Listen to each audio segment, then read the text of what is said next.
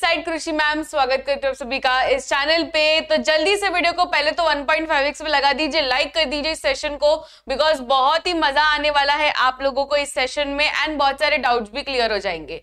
एक ऐसा basic question रहता है कि मैम ER जो होता है दैट इज एंडोप्लाज्मिक रेटिकुलम, ये दो तरीके के हैं और दोनों में कंफ्यूजन होता है, राइट। तो अगले 2 मिनट के अंदर ना मैं आपको ऐसा एंडोप्लाज्मिक रेटिकुलम समझाने वाली हूँ जिससे आप कभी भी नहीं भूल पाएंगे। तो आज हम बेटा पढ़ने वाले हैं ER that is endoplasmic reticulum. Endoplasmic reticulum,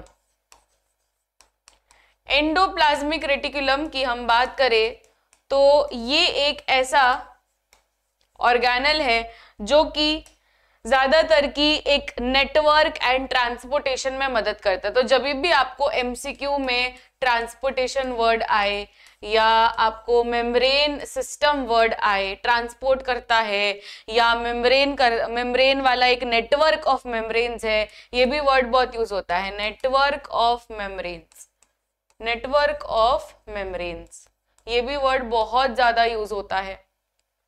फिर lipid synthesis, protein synthesis, detoxification, ये भी सारे वर्ड्स यूज होते हैं। तो अगर ये सारे वर्ड्स आपको आते हैं क्वेश्चन में तो आपको समझ लेना है कि it is talking about ER।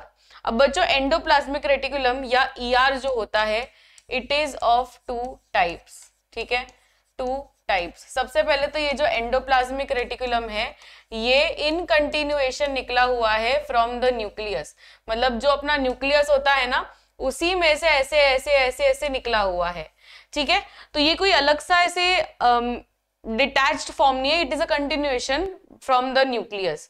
अब यहाँ पर 2 हिस्से हो जाते हैं। कुछ हिस्से में देयर इज अ सरफेस के ऊपर राइबोसोम्स, ठीक है, और कुछ के पास नहीं होता है। तो इसी से हम लोग एंडोप्लाज्मिक रेटिकुलम को बेटा डिवाइड करते हैं इनटू 2 ग्रुप्स, ठीक है। 2 तरीके के एंडोप्लाज्मिक रेटिकुलम हम यहाँ पर देख सकते हैं। सबसे पहले endoplasmic reticulum is smooth endoplasmic reticulum, smooth ER,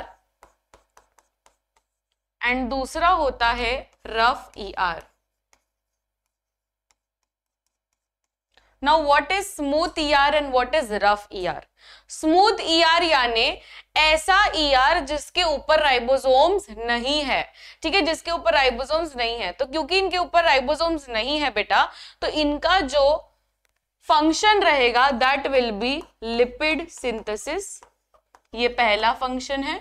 दूसरा फंक्शन रहेगा डिटॉक्सिफिकेशन ऑफ ड्रग्स, ये हमारे NCERT में गिवन है, detoxification of drugs, poisons, toxins, ये सारी चीजें, ठीक है। अब बात करेंगे हम रफ ER के ऊपर। तो रफ ER का जो फंक्शन रहता है that is protein synthesis, that is protein synthesis. अब आप पूछोगे मैम प्रोटीन सिंथेसिस कैसे? अब बेटा यहाँ पर आप लोगों ने देखा कि इसके सरफेस के ऊपर राइबोसोम्स है और जहां पे भी राइबोसोम्स होते हैं वहां पे उसका फंक्शन क्या होता है, राइबोसोम्स यानी प्रोटीन सिंथेसिस, ठीक है। तो क्योंकि ये ER के ऊपर राइबोसोम्स है तो ये वाला जो ER है दैट इज रफ ER, उसका भी फंक्शन हो जाएगा प्रोटीन सिंथेसिस। एंड सेकंड वैसे कुछ होता ही नहीं है, इसमें 2 फंक्शंस है पर इसमें एक ही फंक्शंस है। हमारे टेक्स्ट बुक में जहां तक हमको बोला है टेक्स्ट बुक में वहां तक ही पढ़ना है, ज्यादा हमको नहीं पढ़ना है, ठीक है। जो भी NCERT में गिवन है उतना ही हमें पढ़ना है। तो basically this is there for the transportation. Network है एक तरीके का जिससे न्यूक्लियस की जो भी चीजें हैं वो आगे पास ऑन करता है एंड आगे जो गोल्गी आता है उसको वो दे देता है। गोल्गी आगे जाकर ये प्रोटीन जो इसने बनाया, लिपिड जो इसने बनाया, उसको वो पैक कर देता है। तो Golgi is a packaging unit, ये पैकेजिंग में नहीं है, ये सिर्फ प्रोडक्शन में है। और ये क्या करता है, ये एक तरीके का नेटवर्क क्रिएट करता है जिससे ट्रांसपोर्टेशन होता है। ओके, क्या ये चीज समझ में आई? So this was it for this particular video.